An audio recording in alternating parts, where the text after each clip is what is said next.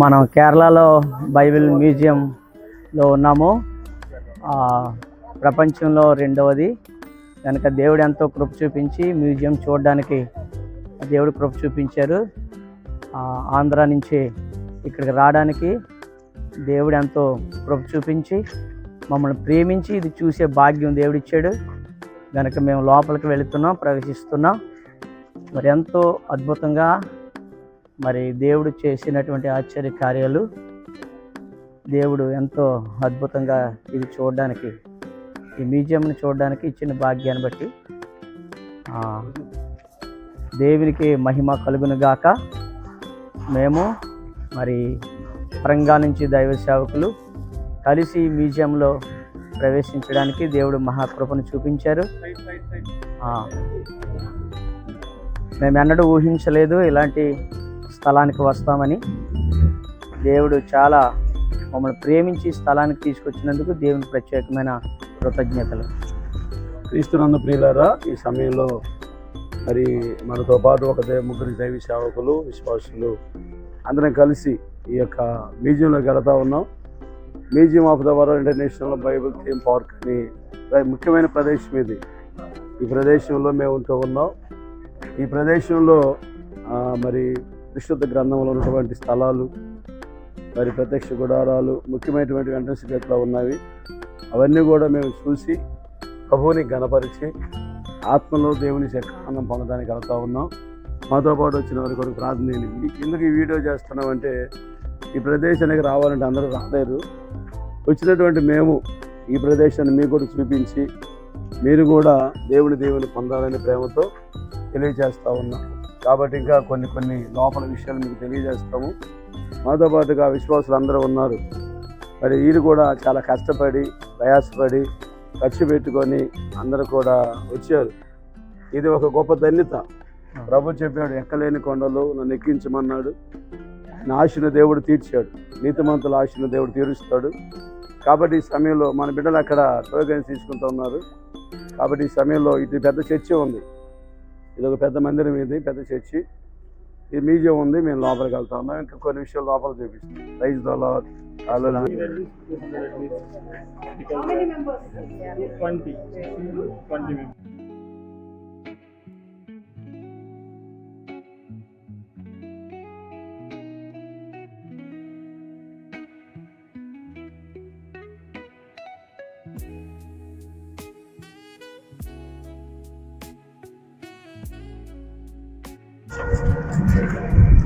നോക്കിക്കോണേ എപ്പോൾ വരുന്നുണ്ട് അവർ നോക്കിക്കോണേ പിന്നെ നോക്കി. We are starting from here. Here we are going to see Garden of Gethsemane to the Ascension of Jesus Christ. Okay, yeah, I understood. It's okay, no problem. You just wear, no problem. I have one more.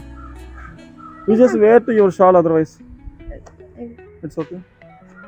You can take photos here. ఇప్పుడు గెత్సెమనే తోట దగ్గర నుంచి యేసుక్రీస్తు ప్రభువారు ఆరోహం అయ్యేంత వరకు వెళ్తున్నాం. Crucifixion or ascension? Ascension. Crucifixion and the ascension. Okay, యేసుక్రీస్తు ప్రభువారు ఆరోహణం అయ్యేంత వరకు, ఇక్కడ ఒలీవల కొండ మీద నుంచి మళ్ళీ పైకి వెళ్ళిపోయేంత వరకు చెప్తారంట గెత్సెమనే తోటలో నుంచి.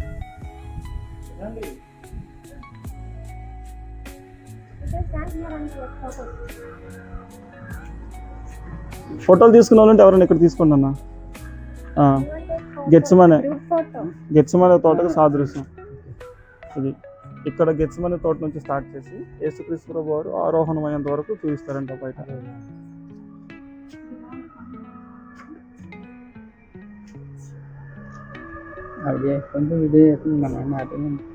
Here is prophet's work. Here ప్రవక్తల చిత్రాలు. ఇది ప్రవక్తల మార్గం అంట. దాంట్లో కొంతమంది ప్రవక్తల చిత్రాలు ఉన్నాయి. ఇది దానియేలు సాదృశ్యం. సింహాల బోన్లో ఉన్నాడు కదా, అందుకు సాదృశ్యంగా సింహాలు.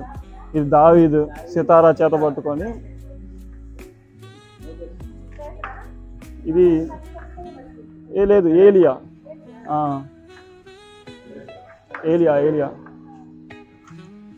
ఏలియా దేవుని కోసం మొరపెట్టాడు కదా. ఇది మోషే నిబంధన పలకలు, పదాజ్ఞలు, సీనాయి పర్వతం మీద నుంచి వచ్చేటప్పుడు దేవుడు అనుగ్రహించిన పదాజ్ఞలు. ఇదేమో అబ్రహాం ఇస్సాకుని బలర్పించే సమయంలో. Organizations of crucifixion. Do you know that?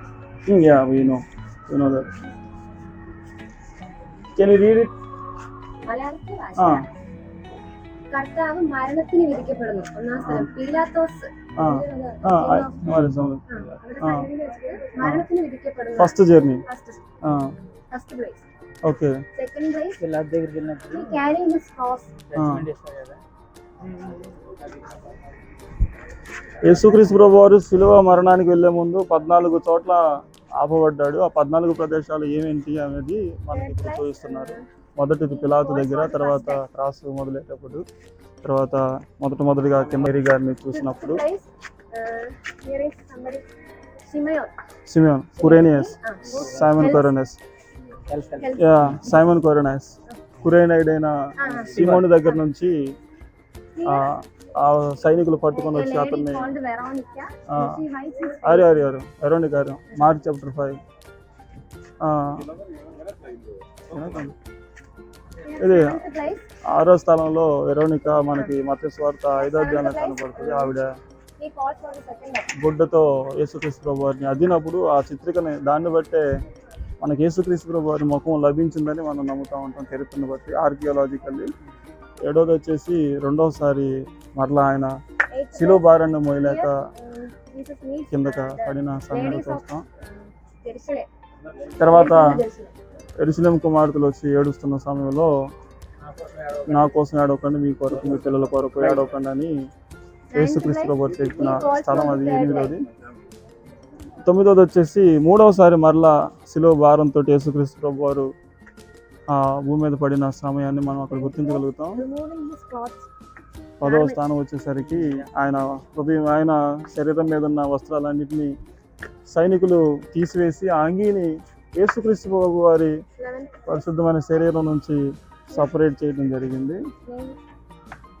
తర్వాత శిలువలు కొడుతున్నారు. 11వ స్థానం వచ్చేసరికి యేసుక్రీస్తు ప్రభు వారి కొరకు సపరేట్గా వాళ్ళు వెళ్ళి బలవంతంగా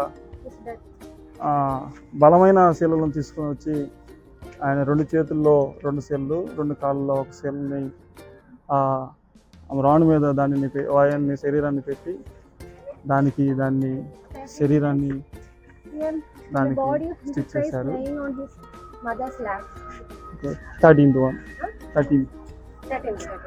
13వది వచ్చేసి యేసుక్రీస్తు ప్రభు వారిని మరలా శిలువ మీద నుంచి తీసుకొని రావటం. ఓకే. ఇది 14వది వచ్చేసి మనం చూసినట్లయితే మనకు అర్థమవుతుంది.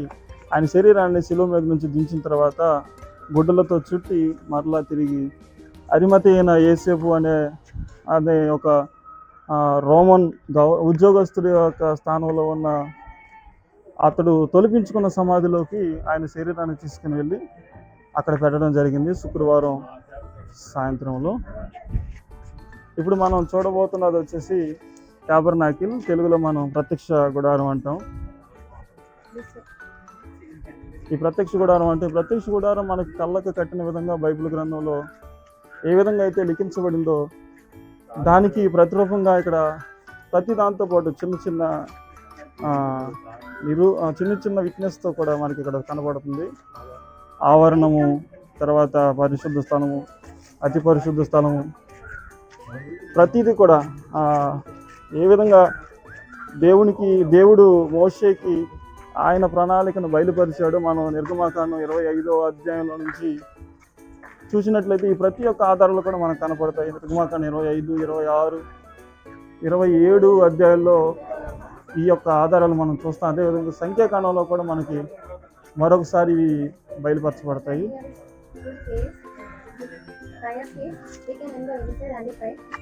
ఇవి ఇక్కడ చూస్తున్న 2 ప్రార్థనా గుహలు. మన లోపలికి వెళ్ళి కూడా ప్రార్థన చేసుకోవచ్చు అని చెప్తున్నారు వాళ్ళు.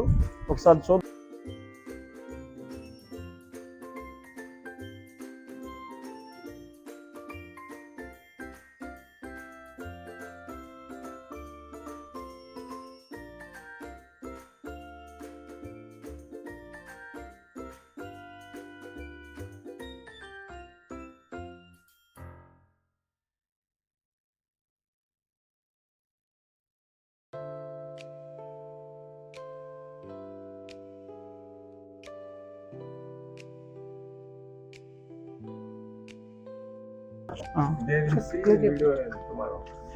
ഓപ്പൺ ചെയ്യുന്നുണ്ടോ?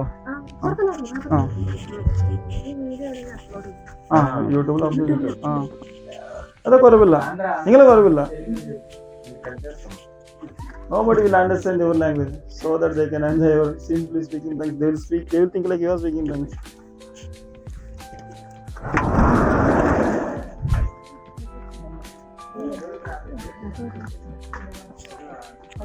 బాయ్ అనుకున్న మాట చూపించాడు మనకి.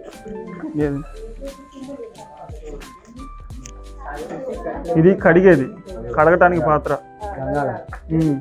ఇది గంగాళం, నీళ్ళు పోసి కడుగుతారు. గంగాళం స్టార్ట్ చేయండి. అది కాల్చేది. Okay, you just speak in that mic, no problem. No problem, you just wear here. It's okay, nobody will say anything. No problem at all. అలాగే అర్థం కాదు కదా అంటున్నారు. Nobody will understand your Malayalam, so that they will know only mine. You don't worry about yours. You do your best. You don't see for the flags. Here is tabernacle. You know about tabernacle. There is mainly 3 parts: courtyard, holy place, and most holy place. We are now standing here, courtyard. Courtyard. Mainly two things. This is altar for burnt offering. Balipeetam. This is laver. For after offering, burnt offering, the priest will wash his hand and feet into this holding water.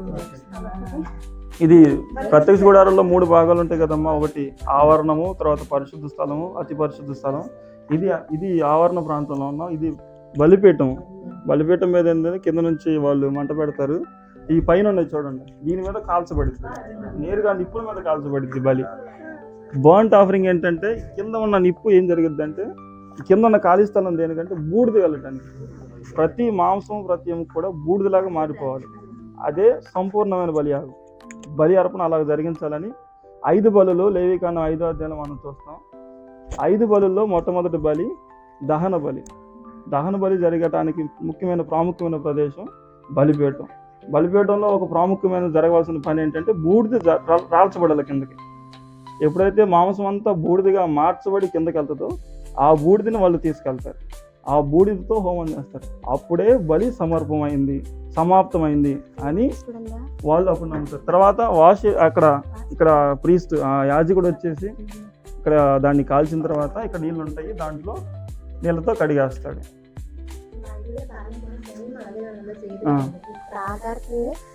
ఎత్తర స్తంభం ఉండే ఇదే కరెక్ట్గా దేవుడు మోషేకి ఎలా చెప్పాడు,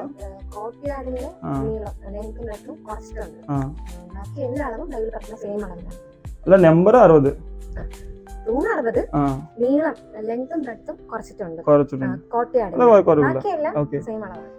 ఇక్కడ చూస్తున్నాం కదా. దేవుడు ఏ విధంగా ఎగ్జాక్ట్ గా మోషేకి బయలుపరిచాడు, అదే విధంగా ఇక్కడ నీళ్ళు వాళ్ళు దాని యొక్క నిరూపకాలని, దాని యొక్క విట్నెసెస్ ని ఇక్కడ మనకు చూపించడానికి ప్రయత్నం చేశారు. 60 స్తంభాలను కట్టమని దేవుడు మోషేకి బయలుపరిచాడు. అదే విధంగా వీళ్ళు 60 స్తంభాల ద్వారా ఇక్కడ స్టార్ట్ చేశాడు. తర్వాత 60 స్తంభాలకు 2 వైపులా తాళ్ళు కట్టి నిలబెట్టాలనేసాడు. అది 60 స్తంభాలకి 4 హుక్కులు పెట్టాలని చెప్పాడు. పైన 2 హుక్కులు పెట్టాలన్నాడు, కింద భూమిలో 2 హుక్కులు నిలబెట్టాలని చెప్పాడు. ఈ హుక్కులు మనం చూడొచ్చు, ఇటువైపు ఒక హుక్కు, అటువైపు ఒక హుక్కు పెట్టాడు. తర్వాత భూమిలో అటువైపు ఒకటి కిందది, ఇటువైపు కిందది. స్తంభం నిలబడటానికి ఈ ప్రణాళికను దేవుడు మోషేకి బయలుపరిచాడు. సరేండి. We can see 2 poles both sides of altar. Okay. For carrying. Okay, ఈ బలిపీఠాన్ని మోయటానికి ఈ 2 వైపులా ఈ కర్రలు పెట్టడం జరిగింది. ఈ బలిపీఠాన్ని వాళ్ళు మోస్తారు. బలిపీఠం ఆల్టర్. దహన బలి జరిగించడానికి ఎక్కడైతే అక్కడ దహన బలి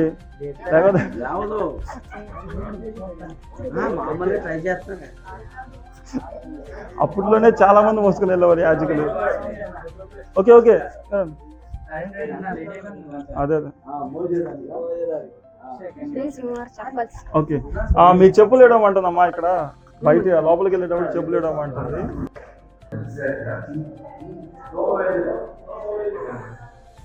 Now we are standing in holy place. Holy place and mostly holy place is made up of 48 wood plates. Wood. Wood plates. Okay. After that, overlaid with the gold. Okay. Acacia wood. Acacia. Okay okay acacia wood తెలుగులో ఏమంటారు? Acacia wood కాదు acacia wood తుమ్మ చెక్క. ఇది అమ్మ చూస్తున్నారు కదా, ఇదంతా చెక్కతో తయారు చేయబడింది కాబట్టి పైన బంగారు పూత పూసారు. చేయబడిన చెక్క తుమ్మ చెక్క. మనం విన్నాం కదా ఒకసారి మనలో తుమ్మ చెక్క దేనికి ఉపయోగపడిందో. తుమ్మ చెక్క పనికిరాని తుమ్మ చెక్కను తీసుకొని వచ్చి ముళ్ళది దేనికి పనికిరాని ఎడారిలో ఉండేది వారవేయబడిన దాన్ని ఎత్తుకొని వచ్చి దేవుడు బంగారు పూత పూపించి మరలా పరిశుద్ధంలో నిలబెట్టాడు. దేవుని గొప్పతనం.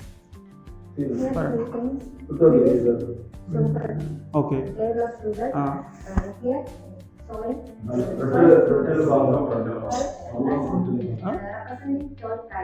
ఓకే ఇక్కడ మనం చూస్తున్నాం కదా రొట్టెల బల్ల. ఇది ఈ బల్ల మీద 12 రొట్టెలు ఉంటాయి. సముఖపు రొట్టెల బల్ల అంటారు ఇది మన బైబిల్ భాషలో.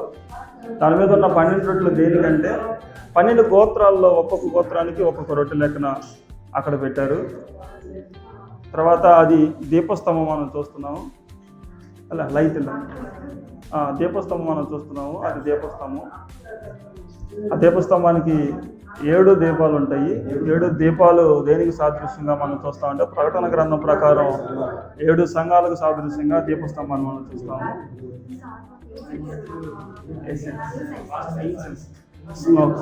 మనం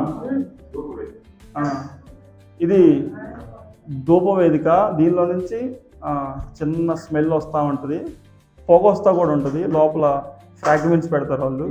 స్మెల్ వచ్చే ఫ్రాగ్మెంట్స్ కొన్ని ఉంటాయి, అవి లోపల వేస్తారు. దాని ద్వారా స్మెల్ వస్తూ ఉంటుంది, ధూపం వస్తూ ఉంటుంది. అది ఈ ప్రాంతం అంతా వ్యాప్తి చెందుతూ ఉంటుంది.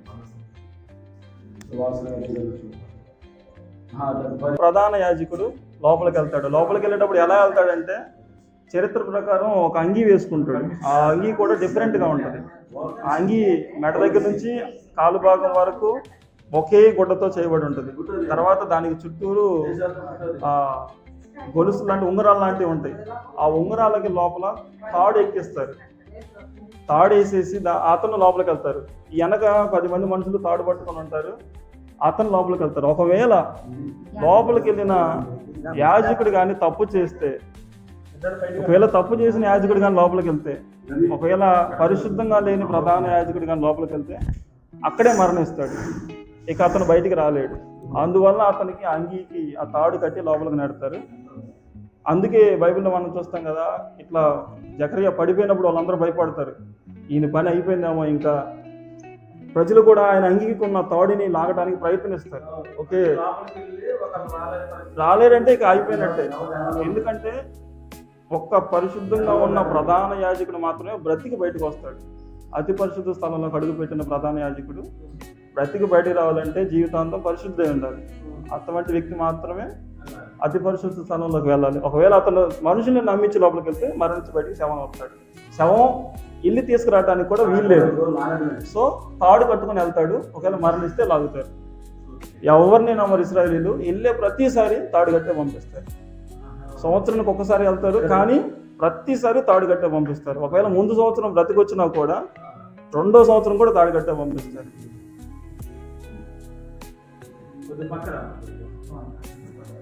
అది అతి పరిశుద్ధ స్థలం. దాంట్లో మనకు మందసం కనబడుతుంది. దాంట్లో కూడా మనకు 3 పాత్రలు ఉంటాయి.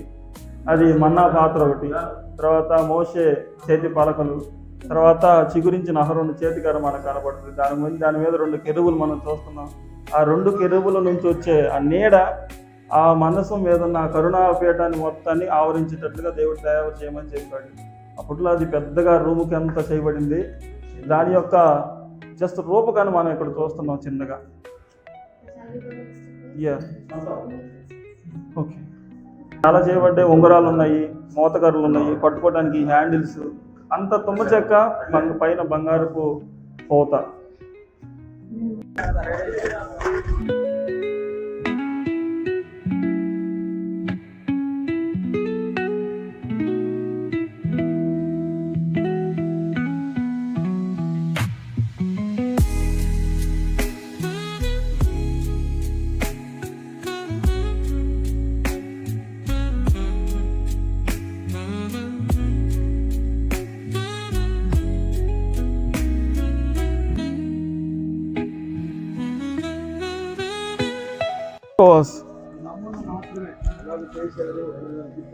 కల్వరి కొండ యేసుక్రీస్తు ప్రభు వారు సిలువ వేయబడింది అంతే. ఇద్దరు దొంగల మధ్యలో వారు అప్పగిస్తున్నాడు. ఇక్కడ నీ కుమారుడు ఈ నీ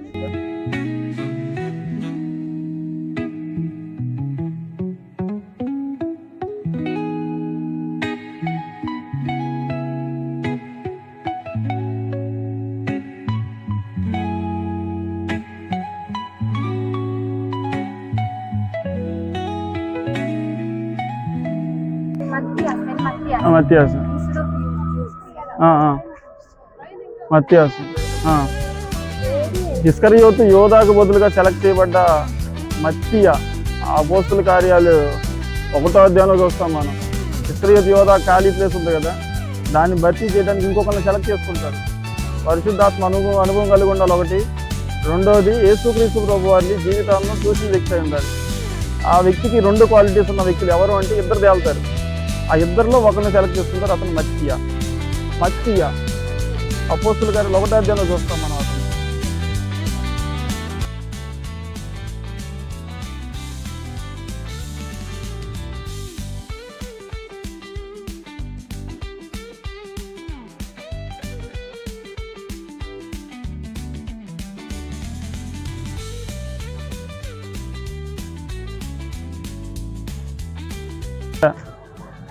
అలా ఇండియాలో ఉన్నాడా? సెయింట్ థామసా?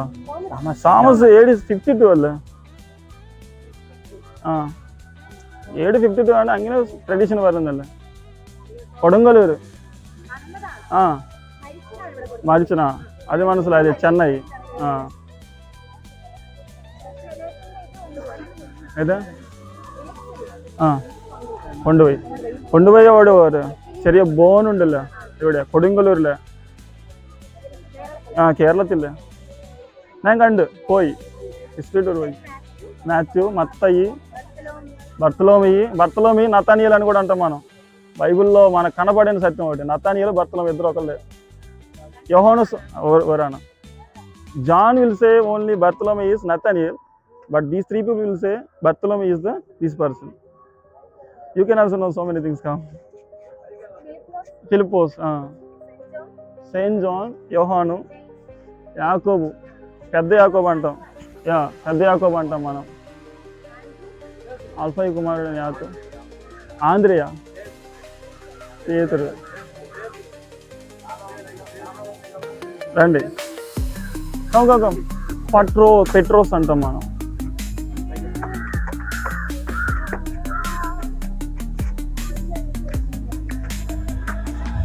ఆరోహణమైన కొండ లేదు, పునరుద్ధానం తర్వాత ఆరోహణమైన కొండ ఇది.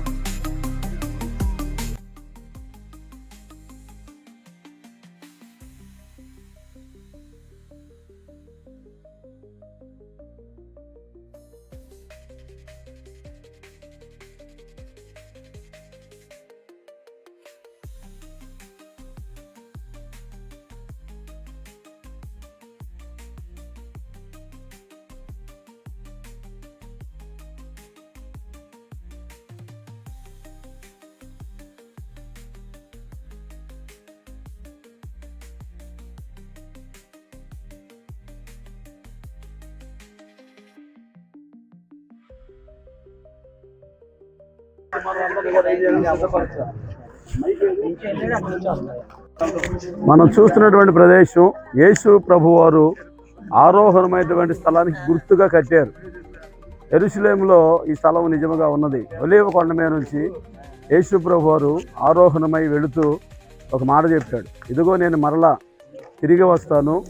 శిష్యులతో చెప్పాడు, మీరు అనేక ప్రాంతాలకు వెళ్ళి సువార్త చెప్పి మరి మీరు నాకు సాక్షులుగా అనేక మంది చేయని నేను మళ్ళా వచ్చి నాతో ఉండడానికి మిమ్మల్ని తీసుకుని వెళ్తానని చెప్పాడు. కాబట్టి ఈరోజు ఎవరైతే ప్రభువునందు విశ్వాసం ఉంచుతారో వారందరూ కూడా ఆయనతో వెళ్ళేటువంటి అవకాశం ఉంది. కనుక మాతో పాటు చాలామంది వచ్చారు. వీరందరూ కూడా ఈ ధన్యత ఉన్నది. మనమందరం కూడా ప్రభువుతో సదాకాలం ఉండాలనేది ఆయన ఆశ.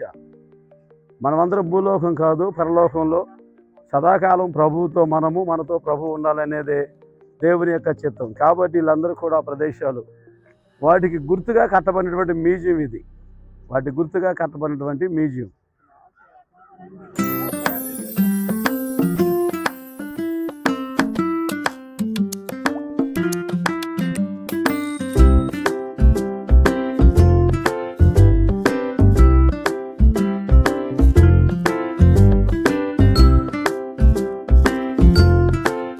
చేతుల పైకి స్తోత్రం. హల్లెలూయా, ప్రైజ్ ద లార్డ్, హల్లెలూయా. క్రీస్తునందు ప్రియమైన దేవుని బిడ్డలారా, ఈ యొక్క మధ్యాహ్న కాలం ముందు మీకు శుభములు వందనాలు తెలియజేస్తున్నాం. ఈ త్రివేంద్రం ప్రాంతంలో ఉన్నటువంటి ఈ యొక్క బైబిల్ మ్యూజియంలో అనేకమైనటువంటి వాటిని సందర్శించడానికి ప్రభు సహాయం చేశాడు. వీటిని యూట్యూబ్లో మీకు కూడా మరి చూపించడం జరుగుతూ ఉంటుంది. మాతో పాటు ఒక 3 సేవకులు, తర్వాత వారి పిల్లలు, మన పిల్లలు బైబిల్ గ్రాడ్యుయేషన్ జరిగింది. రెండవది ఏంటంటే ఒక మంచి మందిరం ఇక్కడ కట్టబడింది.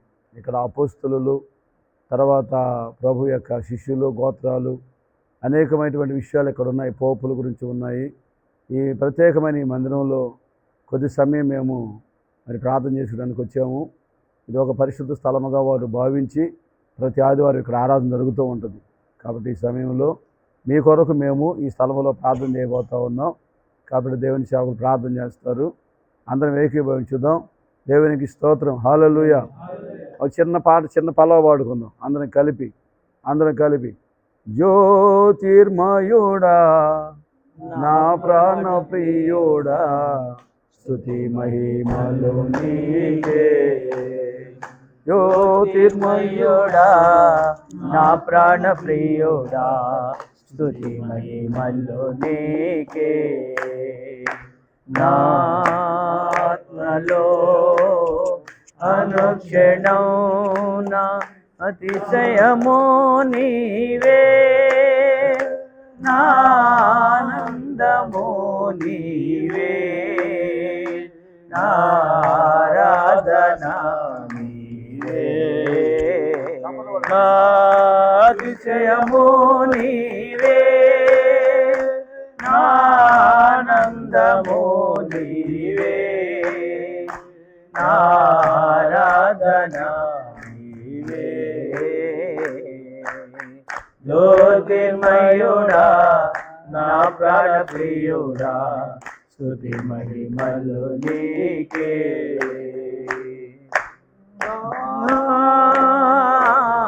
పరలోకపు తండ్రి వ్యవసాయకుడా, నా పరలోకపు తండ్రి వ్యవసాయకుడా, ఈ తోటలోనే దాచవల్లిగా నన్ను అంటు కట్టి స్థిరపరచావా. నీ తోటలోనే ద్రాక్షవల్లితో నన్ను అంటు కట్టి స్థిరపరచావా. జ్యోతిర్మయుడా నా ప్రాణ ప్రియుడా, స్తుతి మహిమలు నీకే. జ్యోతిర్మయుడా నా ప్రాణ ప్రియుడా, స్తుతి మహిమలు నీకే. స్తుతి మహిమలు నీకే. దేవుని స్తోత్రం. హల్లెలూయా, హల్లెలూయా. మాస్టర్ గారు ప్రార్థన చేస్తారు. మాస్టర్ గారు. ప్రేమ కలిగిన మా తండ్రి, పరిశుద్ధుడైనటువంటి మా నాయన, కనికరం కలిగిన దేవా, నీ ఘనమైన పాదాలు, కొందనాలు, స్తుతులు, స్తోత్రాలు. మీ కుమారుడు మా రక్షకుడు యేసుక్రీస్తుల వారి యొక్క దివ్యమైన, ఘనమైన, శ్రేష్టమైన, అమూల్యమైన నామమును బట్టి మేము ప్రార్థిస్తూ ఉన్నాం. సహాయం దయచేయండి గొప్ప దేవా. నీ కొందనాలు, కనికరం కలిగిన దేవానికి స్తోత్రాలు. వీటన్నిటిని చూచి నీ నామములు ఆనందించడానికి మీరు చూపిన కృపకై, దండితకై, తరుణానికై, సమయానికై, అవకాశానికై నీకు స్తోత్రాలు. ప్రభువా, వీటన్నిటిని చూచి నీ నామాన్ని మహింపరచడానికి మీరు చూపిన కృపకై వందనాలు. గొప్ప దేవానికి వందనాలు. మరలా మేము తిరిగి వెళుతుండగా ఇదిగో ప్రభా, మీరు మాతో ఉండి మీరు మహిమ పొందండి. వాహనాలు నమ్మదగినవి కావు, నువ్వు ఎంతైనా నమ్మదగిన దేవుడివి. చేరవలసిన గమ్యానికి క్షేమంగా చేర్చి మా ప్రయాణంతట్లో మీరు తోడుగా ఉండి అయ్యా, మీరు మాకు ఇచ్చినటువంటి ఈ మందిరంలో నేను స్తుతించే భాగ్యాన్ని, నీ నామాన్ని బట్టి ప్రార్థించే భాగ్యాన్ని మీరు మాకు ఇచ్చేందుకు నీకు స్తోత్రాలు. ప్రభా, మీ కృపలో జ్ఞాపకం చేసుకోమని యేసు నామములో ప్రార్థిస్తున్నావు తండ్రి.